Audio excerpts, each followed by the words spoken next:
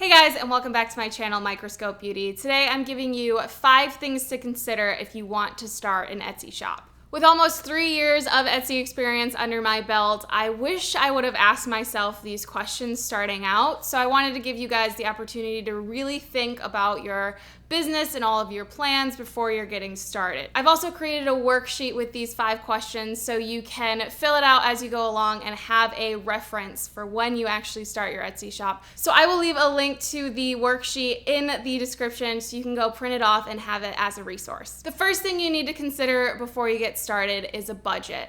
That's something that I really didn't want to give myself when I started, but it's very important to let yourself have the resources you need in order to give your Etsy shop the fullest attention it deserves. What supplies do you need? What kind of things are necessary for you to get the best foot forward in your line of work? The second thing you need to consider is what makes your shop different from other shops out there. If you're trying to start an Etsy sticker shop, what makes your shop unique compared to others? Ours is that we design everything ourselves. That could be your uniqueness as well, because obviously your designs aren't gonna look like ours, but it's really important to figure out why you're starting and what makes your shop different so you're not just adding to all of the noise. The third thing you need to consider is your name.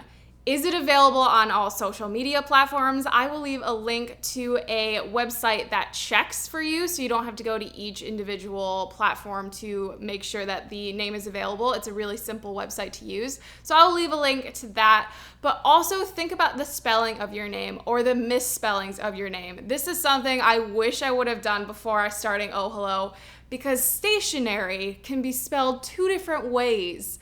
One means paper products, one means not moving, and it's very hard for people to tell the difference between the two, and it made our shop really hard to find starting out. So definitely consider the proper spelling and the proper misspellings, because there's apparently proper misspellings, before you name your company so it's easier to find. The fourth thing you need to consider right off the bat are benchmarks and goals. If you don't have any goals or benchmarks in place, after a couple of months, you won't really know if you're being successful or not. So set a couple of goals 6 months out, a year out, to determine if you're getting where you want to go. And if this is something you want to do full time, goals and benchmarks are incredibly important to make sure you're getting enough revenue so that you can quit your day job or you can supplement with something else. So it's very important to have goals and benchmarks basically in anything in life, but definitely when you start your business, have a few in place. And my 5th tip you need to consider before starting an Etsy shop is pricing. Take a look at other shops that are selling similar things to you.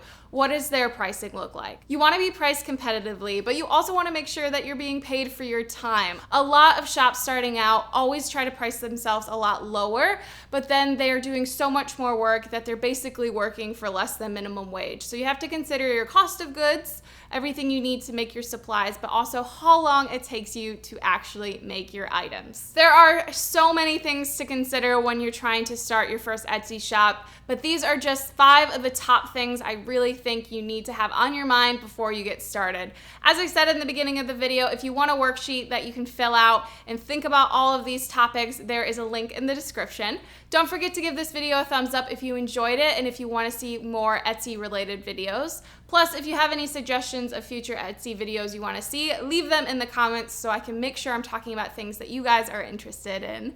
As always, thank you guys so much for watching. Don't forget to subscribe, and I'll see you in my next one. Bye!